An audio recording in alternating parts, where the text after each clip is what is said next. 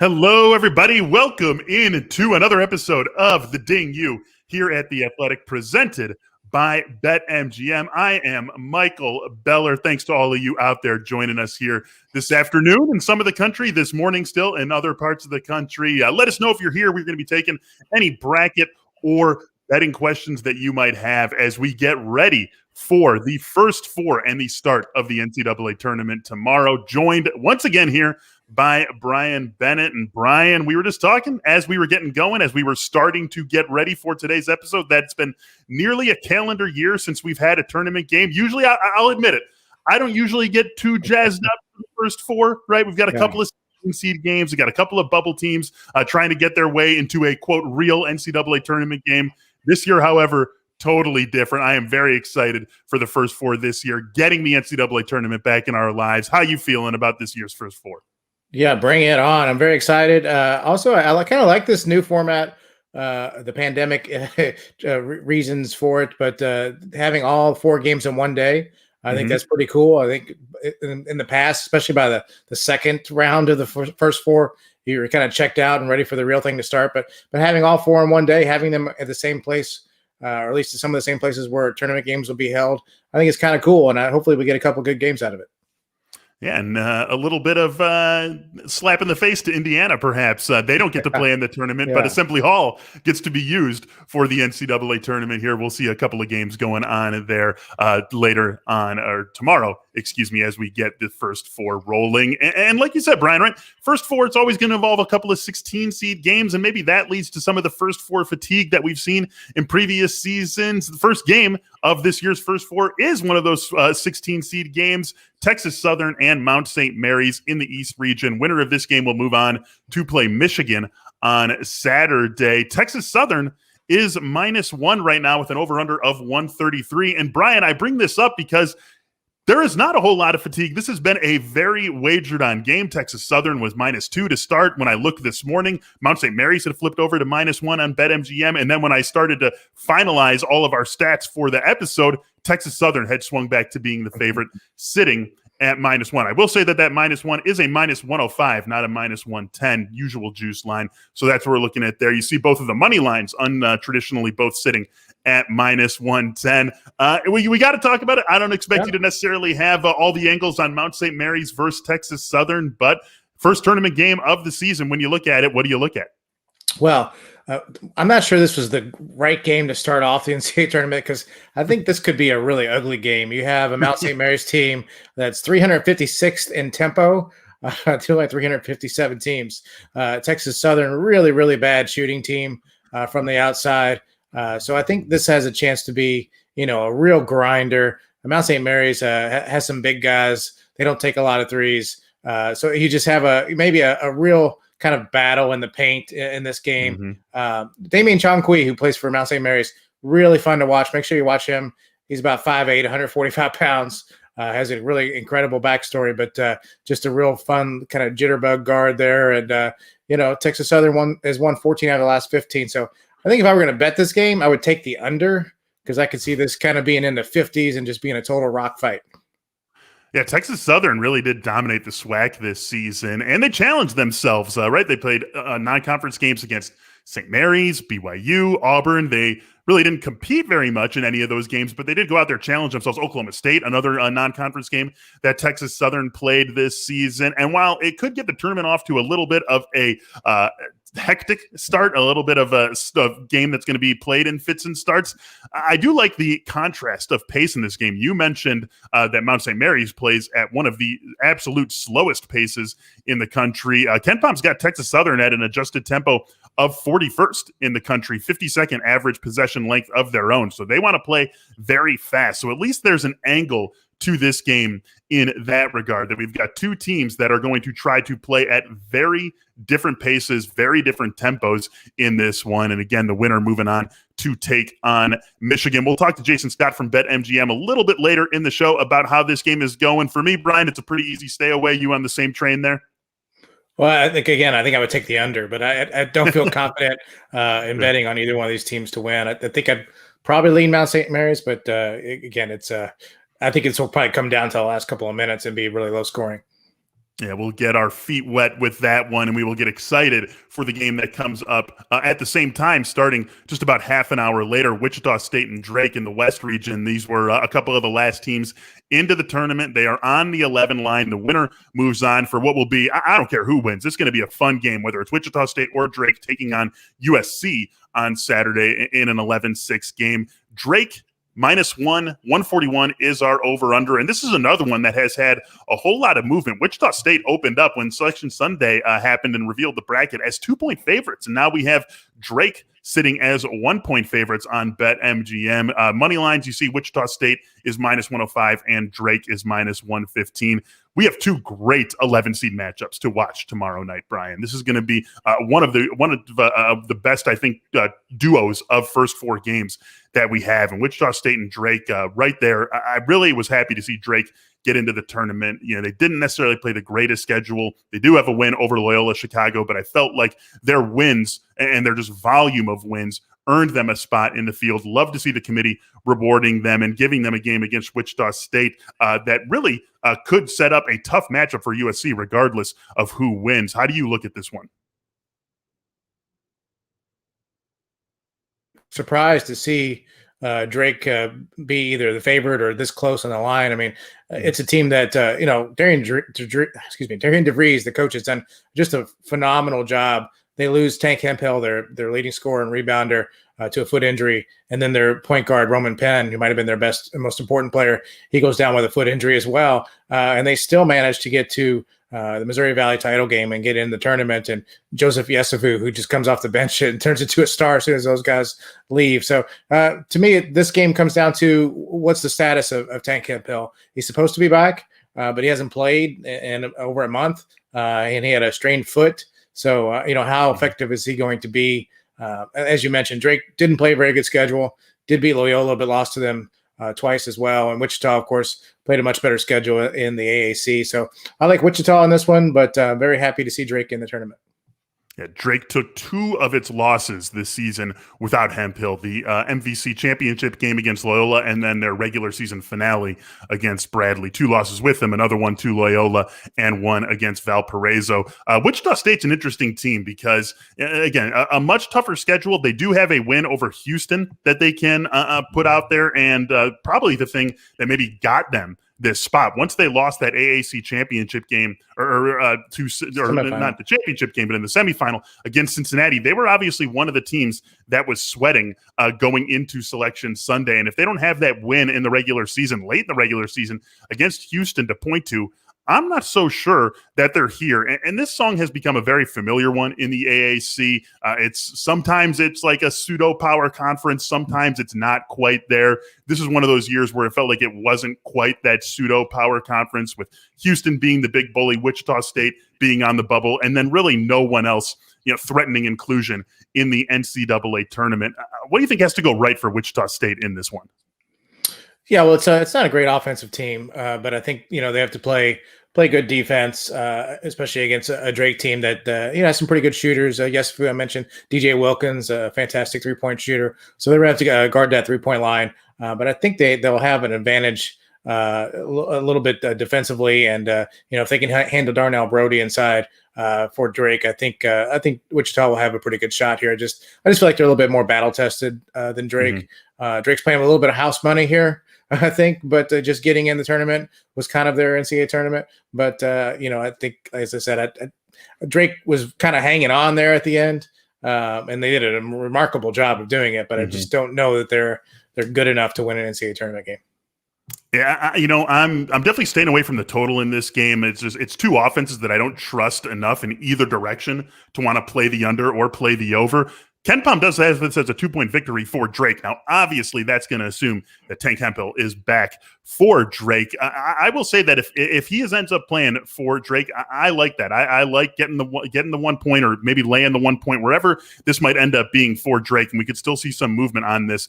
It's a line that I'm not necessarily afraid of, and we've seen so much from Wichita State this year where they have been this uneven team and where they've had these opportunities and haven't necessarily capitalized on them. So if we get Hemphill, I am actually comfortable playing Drake, whether they are catching 1 point or laying 1 point. Any action for you in this one? I think I might take Wichita State. Just roll with the fact that Hemphill coming back after a month off on a bad foot. Maybe they even disrupts the chemistry they built down the stretch. So, but it should be a good game, I think. There we go. You got to love it. We're finally getting into making picks and already going against one another with our second game of the NCAA tournament. Please keep dropping some questions into the chat on the YouTube page. We will take any bracket betting questions that you might have as we are all finalizing our picks. I myself am in 4 traditional bracket pools, a couple of survivors, so I'm getting those all in order as we lead into the start of the tournament. For the time being, however, we would like to go to Jason Scott from BetMGM, the VP of Trading at BetMGM, joining the show once again. And Jason, first of all, thank you for joining us. Secondly, first 4 on deck here. And as Brian and I have been talking about, the 16 seed games, not necessarily going to draw the biggest interest from college basketball fans, but we've already seen plenty of line movement on Texas Southern and Mount St. Mary's, as I referenced a little bit earlier. So how much interest are you guys seeing on these 2 16 seed games, that one and then Appalachian State and Norfolk State as the nightcap? Look, we haven't seen much. We've seen the pros are interested, the sharps, they've come in, but as far as the general public, we're seeing a lot more interest in the futures and in the prop bets for the season, for the tournament, the Elite 8. The one market, I'll be interested in your opinion, that we've seen a lot of interest in is the sum of the seeds of the Final 4 under or over 11.5. It's probably the most popular market. What's more popular there, the under or the over? They're all on the under. All on the under. I mean, right, with all the popularity of Gonzaga and Baylor and Illinois for that matter, right, it would have to be a big time or a big number seed coming out of the East region. And a lot of people are down on Michigan, something we talked about quite a bit yesterday and something we'll actually get into a little bit later with Brendan Quinn. I think I would lean under there as well, even though I'm a little bit more bullish on some of these lower seed teams. I think I would lean under there too. How about you, Brian? Yeah, I think I might take that under. Yeah, for sure. But you get one or 2 bombers in there, and that's right. Makes it pretty interesting pretty quick. So, well, Jason, I know we've seen the line already move a little bit on Wichita State and Drake. Where do you see the action on that one coming in? This is a real pros versus the Joes. So the public money's with Wichita, but as you mentioned before, the lines move the other way. The so-called sharps only want to go one way, but Wichita's certainly the money where the public are coming. So it'll be interesting to see how this one plays out. Yeah, again, it could be something that we do see. We're going to see continued action on it, with it being the first non-16 seed game of this NCAA tournament. And again, just to reference, this opened up with Drake as 2-point underdogs, and now BetMGM having Drake as 1-point favorites in this game against Wichita State. And I'll be very interested to see, regardless of who the winner is, where things settle for the winner against USC. I think a really fun team, a team that is going to threaten, I think, making a Sweet 16 run, even if it is a matchup with Kansas in the second round. Michigan State, UCLA. And this is not something we are used to talking about as a first 4 matchup. Plenty of times this could be a Final 4 matchup, a Sweet 16 matchup, something along those lines. We wouldn't typically expect to see Michigan State and UCLA as, team number 66 and 67 into the field of 68, but that's where we find ourselves this season. There's going to be a lot of public interest in this game, both just because of the name brands and because of the fact that these have 2 very involved fan bases. What has been your observation so far for the betting action on Michigan State and UCLA? I concur with everything you just said. This is the game where we've seen the most tickets written by a factor of about 3. Michigan's a big loser for us, Michigan State, which makes sense. Obviously, Michigan's one of the states where we're live in, but we are seeing money for UCLA as well. This is the game that everyone wants to bet on. I tend to think the +2 UCLA, I'll give ourselves a chance to hold on to some of that money. And Jason, I would assume a lot of people like Michigan State as a Sweet 16 pick with Tom Izzo and their history there, especially as you mentioned, the market in Michigan. What are you seeing in terms of the action on the Spartans and the prop market? Yeah, we are. We're seeing a little bit. We're actually not seeing much for, obviously, the injury for Michigan. We're not seeing much long-term, so the Michigan punters are coming into Michigan State. I will mention there on both the Sweet 16 and the Elite 8, Alabama's by far our best back team, taking the -155 and the +150. Oh, yeah, that's a team that people are really liking, not only to go that far, but also as a popular Final Four selection as well, given the uncertainty with Michigan and Isaiah Livers. You are seeing plenty of people get in on Alabama as a potential Final Four team, and maybe we do end up seeing a Sweet 16 matchup between jump shot from their style and their vocabulary. He's taped down the floor, as everybody has kind of seen. He has these scrimmages in practice where he diminishes the value of the mid-range and increases the value of the twos and the layups and the threes. And that's all they shoot. So we've become obsessed with that idea with them. But why they're good and why they can go to the Final Four is because they have one of the 2 or 3 most efficient defenses in America. They play incredible defense. They play aggressive. They are tough-minded. I thought the SEC tournament was great for them. They blew out Mississippi State because they made shots, and that's what they do. If they make shots, they blow you out. And then in Tennessee in the semifinals, they erase a 15-point deficit in the second half. Against LSU, they make the 3 or 4 stops they had to make at the end of the game. And so that's why I'm kind of all in on Alabama right now. Yeah, the Elite Eight matchup I would love to see the most would be Michigan and Alabama. I think those would be 2 just fascinating teams to get together, and that assumes that we're getting a healthy Michigan, that we are getting a Michigan with Isaiah Livers. Brendan, what can you tell us about where things stand for Livers and the Wolverines going into the start of the tournament? Yeah, I mean, I don't think there's a chance you see him in this game for sure. The second game, highly, highly unlikely. The second weekend, also, odds against him, I would say. But, when something like a stress fracture, it's a matter of rest. And it's hard to project how that rest goes. So, talking to people around the program, there's a glimmer of hope that, maybe the Final Four, if they get there, that he can play. And even if it's 12 minutes or 15 minutes, whatever, give him some shooting. Certainly you would take it.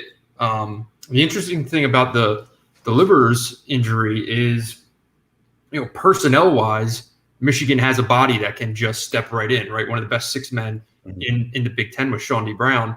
Well, how does that translate, though? Is it going to – does Shawn D. Brown – kind of continue in the role that he was in, or does he try to be something more or replicate Isaiah Livers? Because that I don't think you want. You want Shawn D. Brown to do what he did all year because that worked. You want everyone else to elevate their games. You want a little bit more out of Franz Wagner, a little bit more out of Hunter Dickinson, Eli Brooks, Mike Smith. Keep the recipe that's there and just get more out of it would probably be the winning philosophy here. And if you get Livers back, it's gravy, but you can't be planning on that in terms of making a run here. Mm-hmm. Kyle, I was going to ask you more about LSU, but you kind of hit on them. So I want to kind of switch gears and talk about Tennessee, a team that no one's really talking about, a 5 seed, always the vulnerable spot against a 5-12, playing a red-hot Oregon State team, and then could potentially play Oklahoma State or Illinois in that side of the bracket. But thought they played pretty well in the SEC tournament, almost took down Alabama, a team that a lot of people were really high on early in the year. What do you see from this team? Can they get it together and make some sort of run here?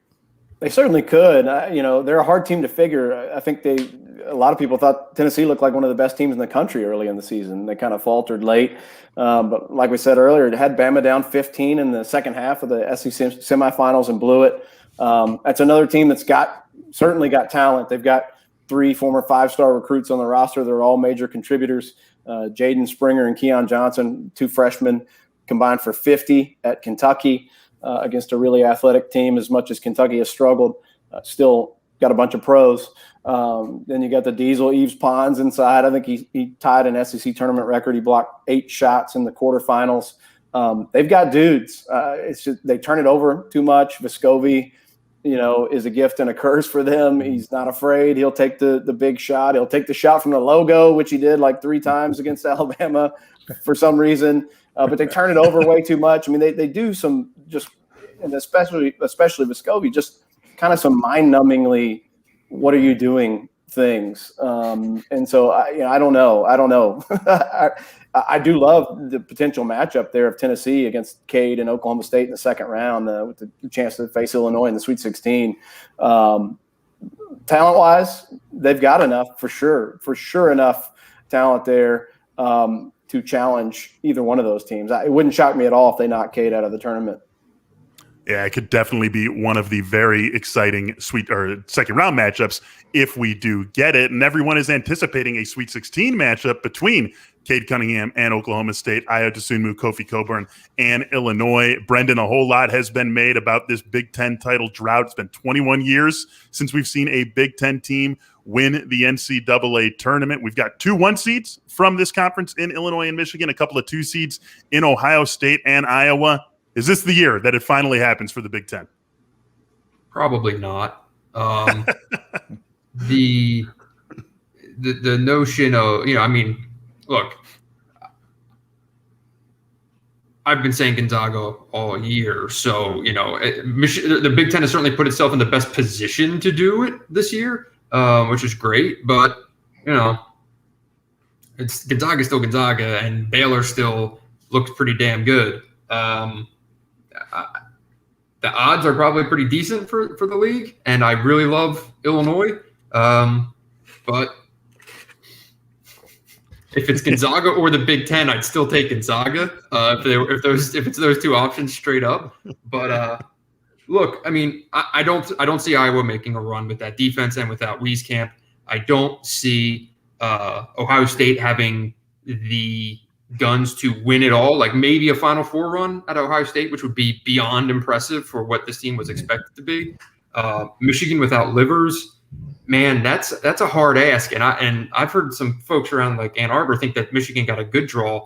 I disagree with that. I don't like this draw very much for Michigan. Illinois. Can Illinois win the national championship? That to me is a big question. I still think like maybe Michigan could get to the Final Four, but even that is a lot. So, to me, it's not a question of can the league win; it's can Illinois win. Kyle, usually Kentucky's carrying the banner into the NCAA tournament as the best Final Four hope. Obviously, that's not the case this year. It's Alabama, but if Alabama can't make the Final Four, what's an SEC team do you think that could maybe crash that party? It's got to be Arkansas. That's your best hope. That's a team that was one of the hottest teams in the country going into the SEC semifinals, where they got knocked out by LSU, but they hadn't lost a game until then. Since January 30th, they hadn't lost an SEC game. They'd won 12 SEC games in a row to that point. I'm high on Nate Oates at Alabama. I'm almost as high or equally as high on Musselman, at Arkansas. I think what he does is so interesting because like he did at Nevada, huge activity in the transfer market. Almost all of the major contributors at Arkansas came from somewhere else. But also now that he's in the SEC, now that he's in a program like Arkansas, he can recruit high school talent as well. And he did that. Moses Moody, one of the most electric freshmen that'll be in this tournament, one of the best in the country. He can go off at any time. So I think they've got the pieces. I think they've played well enough down the stretch. They're kind of peaking, I think, at the end of the season. They've got a chance. That's kind of a tough draw for them. But I definitely think they have a chance. Yeah, it's fun to see all this new SEC blood, right? Not Kentucky, not Florida that we're talking about, Alabama, Arkansas. Maybe LSU pulls the upset over Michigan. We've got a lot to talk about with both of these conferences. Very happy to do it with Brendan Quinn and Kyle Tucker. Thanks for joining the show, guys. Thanks for having us. Thanks, guys. All right, Brian, we've got a couple more games to talk about here before we wrap up this episode of Ding You. Let's get our next 16 seed game. I always want to say Sweet 16. It'd be crazy if we saw Appalachian State or Norfolk State in the Sweet 16. This is a 16 seed game. These two teams going up against one another. Appalachian State, 3-point favorites against Norfolk State. 133.5 is the over-under that we're looking at here. And, Brian, Appalachian State a couple of weeks ago, they weren't really even anywhere near consideration for being the Sun Belt champions. They lost 6 of their last 7 games in conference, and then they come out and just tear right through the conference tournament, win 4 straight, and get themselves a berth in the NCAA tournament. I think there's a little something to be said for having the hot hand, especially when you are two teams that are both sub 200 rank on KenPom, right? We're not talking about teams that are necessarily going to blow anyone away, even someone who they are better than. And that does have me interested in Appalachian State. Where do you land when you look at this one? Well, our college basketball editor at the Athletic, Hugh Kellenberger, graduated from Appalachian State, so clearly I'm rooting for them and picking them. And I'm still kind of wondering how in the world the Mountaineers did this. As you mentioned, they finished 7-8 in conference play. Really looked bad for most of the the second half of the season. It's a team that takes almost 44% of its shots from three, but is only shooting 32.6% on three. So that doesn't seem like a good combination. But somehow they go into the Sun Belt tournament. And except for one game, they were scorching the nets from outside. So I don't know what that means. Is it just a good weekend that they had? Because they didn't show this at all during the regular year. On the other hand, Norfolk shoots 37% from three, which is a really nice number as a team. So it's I think Norfolk State has a good shot here. I like Devontae Carter, big time scorer for them. A team that was really good all year in the MEAC. Certainly, MEAC is a step below the Sun Belt. But I think I might take a shot with Norfolk here on the hunch that Appalachian State just got hot for a weekend and they're really not that good. Yeah, you look at KenPom's got this as a 1-point win for Norfolk State, so certainly a big divergence from where the line is sitting on this game. And maybe you do look at sort of it's got a football name brand, right? Appalachian State from their upset of Michigan all those years ago, and always sticking around and being one of the more dangerous teams on their level. And so casual bettors come in and they already have this sort of familiarity with the university. They get hot in the Sun Belt tournament. Maybe not a huge surprise to see that being leaned into here. You talk about all the three-point shooting with these two teams and the fact that App State just really wasn't a good three-point shooting team no matter how many of them they put up. Pushes me to the under. Pushes me that if I'm going to trust anything in this game, I'm going to trust that neither of these teams is going to shoot it too well, or at least App State maybe not going to shoot it too well, and it makes me interested in playing the under. I think that it's that or nothing for me when I look at this game. Anything get you excited about it? Again, I kind of like Norfolk a little bit just to cover, but I think the under's probably a good play in some of these games, especially the 16-16 games. I think you see teams maybe come out a little tight, especially teams like Appalachian State hasn't been in the tournament in forever. There's just no experience there. And granted, there won't be fans in the stands and that sort of thing, but you just don't know how they might come out and how they're going to perform. Norfolk State, of course, the last time we saw them in the tournament, a 15 seed, pulled a huge upset against Missouri and sort of started a little flurry, right, of 15 over 2s. We also had Lehigh over Duke, so they got that going a little bit back in the 2012-2013 NCAA tournament years. Maybe we get a little bit more Norfolk State magic in this season's tournament. Last game of the first four to talk about here, Brian. This, of course, is the big one. We've already talked about it a little bit here. UCLA and Michigan State. This is just a fun game, right? I mean, we just don't get first four games like this all that often. Michigan State 2-point favorites against UCLA with a 135.5 over under. I like MSU. I just think there's such a ceiling to this team. And, Brendan was talking about it, right? That there's really not a lot you can trust about Michigan State, but we do know that this team has a very high ceiling, right? They just beat Ohio State, Michigan. I mean, this team has some big-time wins, the sort of wins that you just don't see from a first four team. And it's not to say that they should have been something a little bit higher. I think they, are lucky to be in the tournament period, so they can't really complain about being a first four. But you don't see that type of ceiling from your standard first four team. And so UCLA maybe was a little bit more consistent through the season. But I'm looking for a team with some ceiling here. I like Michigan State. It's probably my favorite bet of the first four and the one that I'm definitely sprinting to the window to make.